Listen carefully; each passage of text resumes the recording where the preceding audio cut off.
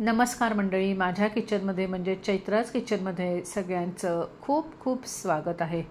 कर्नाटकी रेसिपी शृंखलामधली आजची तिसरी रेसिपी ही बनवायला अतिशय सोपी आहे आणि चवीला सुद्धा अप्रतिम लागते आणि कर्नाटकात तुम्हाला घरोघरी ही कोशिंबीर बनवलेली बघायला मिळेल।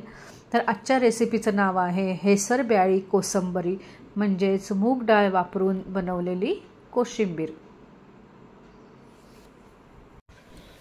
ही कोशिंबीर बनवण्याकरता 1 वाटी मूग डाळ लागणार आहे। तर ही मूग डाळ आता 2 ते 3 पाण्यामध्ये स्वच्छ धुवून अर्धा तास पाण्यात भिजत ठेवायची आहे। मूग डाळ छान भिजलेली आहे, तर यातलं सगळं पाणी काढून टाकायचं आहे आणि मग ही वापरायला घ्यायची आहे। मुख्य म्हणजे ही शिजवायची नाहीये, आपल्याला अशीच वापरायची आहे। कोशिंबिरीकरता गाजर आणि काकडी लागणार आहे। तर इथे मी 2 काकड्या घेतलेल्या आहेत आणि त्या साली सकट चोचवून घेतलेल्या आहेत। तुम्ही साल काढून वापरली तरीही चालेल। तसेच 2 गाजरं मी किसून घेतलेली आहेत।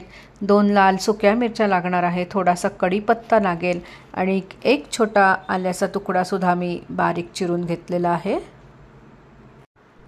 आता इथे वाडग्यामध्ये मी भिजवलेली मूग डाळ घातलेली आहे, तसेच बारीक चिरलेलं आलं, किसलेलं गाजर आणि चोचवलेली काकडी घातलेली आहे।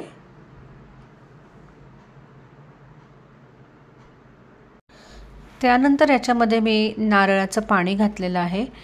हे ऑप्शनल आहे, तुम्हाला घालायचं असेल तर घालू शकता, पण छान लागतं म्हणून मी याच्यामध्ये घातलेलं आहे। त्यानंतर आता याच्यामध्ये मी चवीनुसार मीठ घातलेलं आहे, 1 चमचा साखर घातलेली आहे, तसेच 1 लिंबाचा रस आता याच्यामध्ये घालायचा आहे।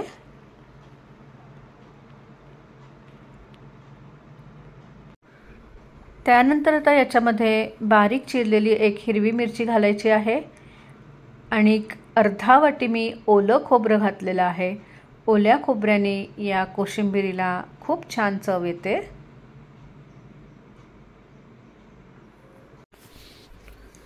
आता हे छान मिक्स करून घ्यायचं आहे। आता या कोशिंबिरीला वरनं फोडणी घालायची आहे। तर फोडणी बनवण्याकरता मी 2 टेबलस्पून कोकोनट ऑइल घेतलेलं आहे। तुमच्याकडे ते नसेल तर साधं तेल वापरलं तरीही चालेल।